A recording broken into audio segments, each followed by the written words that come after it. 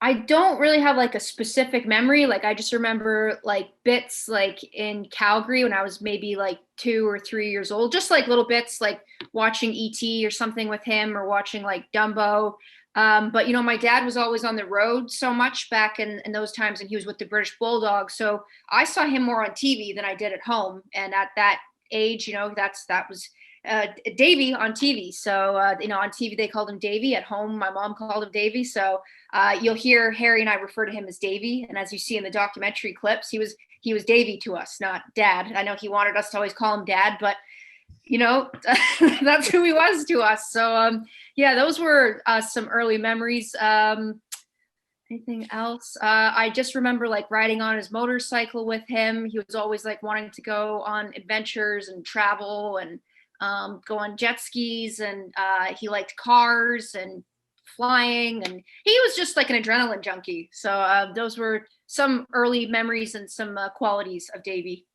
I'll translate that to Spanish briefly. Oh, okay. En aquel momento dado, Georgia recuerda pues, a los 2 o 3 años en Calgary, en aquel momento dado, tiene unas memorias vagas viendo E.T., viendo Dumbo, viendo varias películas, pero Davy, a quien se referían a la televisión como Davies, ellos se referían como Davy. Él quería que le llamara papá, pero pues para ellos era Davy, era su papá, pero era su amigo. Estaba más tiempo en la carretera y era como este adrenaline junkie, como ella lo describe. Estaba en su motocicleta, tiene varias memorias con él que son bastante interesantes porque pues, a la joven edad de 2 o 3 años pues ya tenía sus pocos recuerdos. I mean, it's gonna be really cool to be the daughter of Davy Boy Smith, the British Bulldog. So what does the kids in your school, I mean, what did they told you when you said, hey, my dad's the British Bulldog? Did they believe that? They didn't? Do you have like any memory of him either picking you up in school and with the dreads and everything? Yeah, like it wasn't really brought up until like my dad, he would come pick us up, and the kids would be like, "Oh my God!" And like there would just be like a whole lineup for Davy and his autographs. But in school in my later years, I wasn't particularly cool or popular, and sometimes people wouldn't give me the time of day or like me for me, and then they'd see my dad come pick me up, and it was like, "Oh my God, she's cool now." So yeah, he was the kids loved him, and bring your parent to school day was a good hit with the kids. I'll translate that to Spanish. En aquel momento dado, pues siendo una niña, nunca tuvo como que esa oportunidad de decirles, mi papá es de British Bulldog, pero cuando de repente llegaba como que, espérate, tu papá es de British Bulldog, entonces los niños hacían fila, hacían esta línea completa para poder ver a su papá, y pues obviamente cuando lo llevaba para pues, ese día de que el papá estuviera en la escuela, siempre fue un éxito con los niños. You had the opportunity of going, to multiple pro wrestling events during your life, along with your brother. How did the guys receive you and your brother backstage, knowing that you were, the daughter of the British Bulldog? Well, because I was brought into it, pretty much Harry and I were both brought into it as babies. So from an early age, we were always, not always, but my earliest memories again was traveling with my dad and traveling with my mom to, whether it was in Florida or wherever in the States. So they always knew us from, when we were babies. So they always treated us really good. But, my dad just kind of always told us, like, don't bother them when they're working. So I would just spend time with the sewing girls and be like, what are you making? What are you sewing? And see what they were doing. So I'll translate that briefly to Spanish. En aquel momento dado, pues siempre tiene esas memorias, como dice, pues jóvenes memorias, al igual que con su hermano, tenían la oportunidad de ir. Y es bien interesante lo que ella menciona por el hecho de que no todo el mundo tiene esas memorias con su papá. Supimos que obviamente, pues en el caso de Brian Pillman era algo distinto, pues su papá falleció pues mucho más joven, pero Georgia y Harry sí tienen memorias gratas con su papá. I mean, among the many things you've done in your life, I mean, your parents, you live in Canada at a certain point. Mm-hmm. So do you have like any memory of your father coming back home? How was having him home while he was like this international superstar, this international icon? He was so much time spent on the road, but the small quantity of days of having him home, how did that feel for you guys, being his family and having him home after 10, 12, 14 days on the road? Well, yeah, back in those days, I mean, I remember there was be weeks where like I didn't see him. I recall 2 Christmases, having 2 Christmases with my dad and all my time with him. So but yeah, he was pretty quiet when he was at home. Like he just wanted to relax and just sleep. He didn't really say much, you know, like when he would first get home, he would just kind of go in his room. But when he was home, he pretty much just you know, relaxed and trained, and about it. Really, it was nothing too exciting. But I mean, we tried to, you know, always do family things and go see movies together. But we knew when he was tired.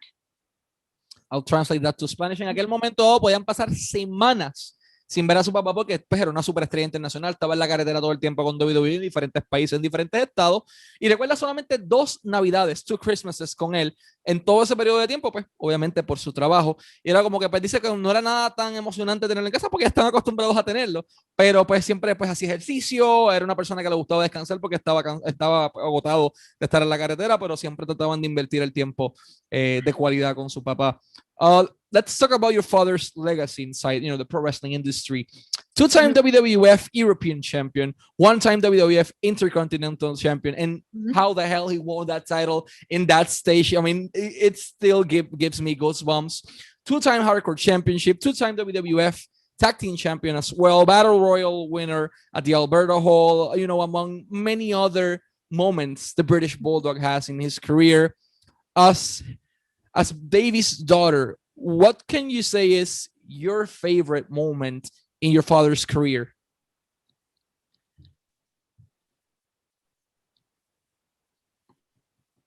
There's a couple, but I think the number one moment would be his win at SummerSlam 1992 and winning the Intercontinental title.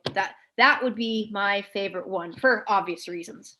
Yeah, it gave me goosebumps as well. I'll translate that to Spanish. ¿Cuál es su momento favorito de la carrera de su papá? Pues obviamente ganando el campeonato intercontinental en SummerSlam en el Reino Unido ante tanta ovación. O sea, es un momento que hasta a mí, por lo menos ahora, me da escalofrío. Georgia, your father, after so many freaking years and definitely well-deserved, is getting inducted into the WWF, or this point, WWE Hall of Fame. The pandemic stopped everything. Then everyone saw the announcement. We were so excited, so thrilled, and no Hall of Fame class of 2020. Now, hopefully, fingers crossed, 2021. Yeah. How do you feel your father is finally getting the recognition he's deserved for his career? I feel like, you know, I'm so grateful and I'm so thankful to WWE that it's finally happening. And, you know, it's happening in Tampa. You know, at one point it was my dad's hometown. Harry and I live here. It just works together so perfectly, and everything that's going on with him. Like, I feel like, you know, unfortunately it didn't happen last time, but look at all the stuff that's been leading up to this upcoming Hall of Fame. You know, you've got the documentary coming out. His social media has exploded. You know, he's got a new wrestling store, you know, wrestle merch. There's other projects lined up for him that you guys will have to see. He signed up with an agency that's just going to take his brand and legacy. I mean, they're taking it to the next level as we speak. So, I mean, I'm disappointed it didn't happen last year, but now I'm like, and I'm also disappointed now because there's not going to be an audience. I mean, if maybe there will be, but I'm not sure. From the sounds of it, it will probably be a virtual event. Sorry, I know you have to translate this, so I'm trying to keep it as minimal as possible. But I'm just, when I was told it was happening, I couldn't believe it. I feel like I'll really, like, it will click when it finally happens. And I just can't wait for that. And I think everything happens for a reason. And in my opinion, I feel like this is the most anticipated Hall of Fame for a WWE wrestler, maybe besides my Uncle Owen, and we all know that situation, but I feel like people are most excited and have long awaited for this one. I'll translate that briefly to Spanish. Pues obviamente decepcionada por el hecho de que en el año pasado no se pudo dar por la pandemia, pero todo pasa en el momento correcto. En este punto tienen más mercancía, las redes sociales explotaron, ahora tienen una nueva agencia encargándose de llevar ese legado a otro nivel y todas las cosas están acomodadas como para que sea la mejor ceremonia. Pues hasta el momento puede que sea una ceremonia virtual, como dice Georgia, pero pues obviamente lo importante aquí es que su legado sea exaltado al Salón de la Fama y, como ella dice, uno de los más esperados, al igual que que Owen, pero pues ya sabemos lo que pasó. And since we are already on that topic, do you think at any point we may see either in the future, near future, or long future, Owen Hart getting inducted into the WWE Hall of Fame? No. I don't need to translate that. That's more than clear. So WWE produced a documentary, a huge one, the series of WWE icons. We saw the Yokozuna one. Holy crap, that gave me goosebumps. That was really good because there are so many things we didn't know. I didn't know. And I believe with your father is going to be the same with, because he's also having a WWE icon episode on the WWE network. Highly probable the most anticipated documentary of 2021. How do you feel when they contacted you and your brother that they wanted, to do this project? I was really excited about it because this is something I've been wanting to do with my dad for a long time, and I didn't know if it was going to be with WWE or with an outside company. But it was something, it was like on my list of goals for my dad because I felt like his story needed to be told. And coincidentally, another company, they want to do their own documentary. They're based in England.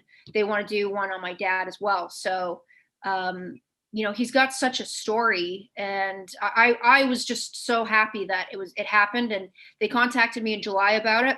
And then we started talking, planning things in September, and then we filmed in November. And it's just, I give WWE a lot of credit, and I think it was very admirable how during this time with the pandemic, we came together, we made it happen. My mom came down here, safely, and she came and filmed. They filmed my granddad, and I was afraid that they weren't going to be able to film my granddad because he's not doing well. My aunt got COVID, and my uncle, my dad's brother, died in December when they wanted to film. So I just thought like the odds were against us. Like I just really wanted my dad's dad to be in it because I don't know how many more times, we're going to have this chance. So in a nutshell, I put all my heart and my soul into this project. And, I've tried to connect as many people, in my family and, my dad's friends outside of wrestling, like Lennox Lewis and other people, to be a part of it. And I can't wait to see what the finished product will be. Sorry, that was a lot. No, first of all, my condolences to you and your family for the loss of for your uncle. Let's hope to see everyone getting well soon after this pandemic situation. So I'll translate to Spanish. En aquel momento dado en julio, le hacen el acercamiento a una compañía de documentales basada en el Reino Unido. Entonces comienzan a hacer los acercamientos en medio de una pandemia, comienzan a grabar todo. Y su temor era que no pudieran, vamos a decirlo de esta manera, terminarlo, o no pudieran pues exponer el legado de su papá, que ya tiene un bucket list con todas las cosas que ella quiere exponerle el legado de su papá. Y es bien difícil porque en el periodo de tiempo, pues, ella pensaba que su abuelo no iba a poder ser entrevistado, su tía le dio COVID, su tío, el hermano de Davey, falleció en diciembre de COVID, pues a la familia Smith, nuestras condolencias por esa pérdida. Y pues está emocionada esperando ese resultado final del documental, porque es posiblemente el documental más esperado de toda la serie de WWE Icons para este 2021. There are many things about your family that are always amazing to the fans of pro wrestling and to the media in general. So one of them is, okay, Davey is a pro wrestler. All the Hart family are pro wrestlers. Harry is a pro wrestler, your brother. Why did Georgia Smith never, try to get inside of the square circle? If I had a dollar for every time I had that question, I'd be calling you in Dubai right now. I just never really had interest in it. Something that Harry always, that was his passion. That was his dream. I had the Barbie dolls. He had the wrestling dolls or wrestling figures. And, he's 6'5", 250. He was made for it. And my dad, I'm sure if I were to have told him like, look, this is something I really want to do, he may have, supported me with it, but it was something that he just, at that time it was like women, especially his daughter, it wasn't really a place for. I mean, maybe today with like wrestlers like Natty and Charlotte and Becky Lynch and Bianca Belair, if I had that, back in 2002 or 3, he may have been like, okay, maybe would have considered it. But back then it was just a no. And actually there's a footage of my dad saying like, it's just no. that's not happening. So, you know, I was his daughter and he wanted the best for me. And my dad loved what he did, but he also had a lot of, you know, there was lots of ups and downs in his career that, you know, he controlled and sometimes he didn't control. And he didn't want that for me. He wanted me to have a really good, you know, happy, happy life and the best for his young daughter. So I'll translate that to Spanish. ¿Por qué Georgia Smith nunca entró a la industria de la lucha libre? En aquel momento dado no era el mismo ambiente que era ahora. Ahora tenemos a Charlotte, a Becky Lynch, a Bianca Belair, a diferentes personas que tienen un ambiente más saludable, pero Davey no quería que el ambiente pues, para su hija no era algo que tampoco le llamaba tanto la atención. Harry tenía sus muñecos de lucha libre, sus figuras de acción, ella tenía sus Barbies al otro lado, y era como que no es algo que le llamó la atención tanto como Harry. Harry medía 6'5", 200 y pico de libras, un tipo grande. Y pues obviamente en este ambiente es distinto, las cosas cambiaron, pero en aquel momento dado definitivamente no era el ambiente para una chica estar y su papá quería lo mejor para ella. So Georgia Smith is not inside the pro wrestling industry, but she is inside the pro wrestling industry because you're managing your father's legacy, your father's image, and your career. How did that happen? When do you find like enough motivation to say, okay, this is what I'm gonna do? And so far, WWE Hall of Fame induction, WWE documentary, hottest figure possibly of a legacy in the market right now, social media exploding, prowrestlingtees.com/DavyBoySmith. There are a lot of things going in your life, and obviously I'm going to say it a little bit later also, Wrestler Central, among many, many other things, the agency. When did you decide that it was the right moment to come inside the pro wrestling industry, but not inside the square circle, but managing your father's career? Well, you know, back in 2015, I started with Pro Wrestling Tees with my dad. They had contacted me. So that was then. And, you know, I had bought the rights to my dad's name. And, you know, my brother and I, we own the rights to it. So that was that. But January 2019, yeah, 2019, I had some things going on in my life and I didn't really feel fulfilled. And I just thought, maybe I should start a page for my dad, like, because there was not a lot of platforms for him online or anything. There wasn't really, you know, there was some tribute pages, but I just thought I've got a lot of pictures and content, and I like what Shannon Lee did with her dad, Bruce Lee, and I liked how she always posted pictures and facts and things about him, and I was like, hey, you know, I'll start it, and that was in January, and I kept it going and it was growing, and he eventually got verified and reached a certain amount of followers. And then I went to WrestleMania in Brooklyn in 2019. And I was talking to Mark Carano about, you know, how I wanted him to be in the induction, you know, next year for Tampa. And he said, well, you know, never know. I can't make any promises, you know, maybe, I don't know. And I was like, okay. And I kind of just left it. And, but, you know, I just kept it going. I didn't expect anything. I didn't. But, you know, WWE, they eventually followed my dad's page and they took notice, and that was kind of it, really. And, you know, people, Adrian Adonis's daughter, she contacted me, emailed me recently. I've never met her, but she just said, like, what have you done to get all this popularity for your dad and the Hall of Fame? And I don't have a recipe or a secret, or it just kind of happened. But I've been consistent every single day I wake up. Every single day I wake up and I post something of my dad, or I post, there's something and it's because I care and because I love him so much and because I want the fans to see who I knew as well. Not only just as a wrestler, the star that they knew, but the father that I had. So it just kind of happened. I've grown a team now that help me with things, and it's just happened. En el 2015, en aquel momento dado, pues hubo ese acercamiento con Pro Wrestling Tees. Eso fue eso. Eventualmente en el 2019 abre esa página de Davey Boy Smith, que todos conocemos, que ya está con el blue checkmark y todo, ya está verificada y comienza a alcanzar esta fama. Pero va a WrestleMania en Brooklyn ese año y le dice a Mark Carano, oye, yo quiero que mi papá esté en el Salón de la Fama el próximo año en Tampa. Y Carano le dice, pues no te puedo hacer ninguna promesa, pero vamos a ver qué se puede hacer. Georgia le dice, pues mira, honestamente se quedó en ese mood de que no me prometieron nada, no voy a tener expectativas, y de repente, pues obviamente esta consistencia que ha mantenido WWE, notó la página, comenzaron a seguirlo, lo exaltan en el Salón de la Fama o lo van a exaltar al Salón de la Fama, ya está en la lista de nominados, entre muchísimas otras cosas. Y es bien interesante el hecho de que pues todo surgió de manera orgánica y de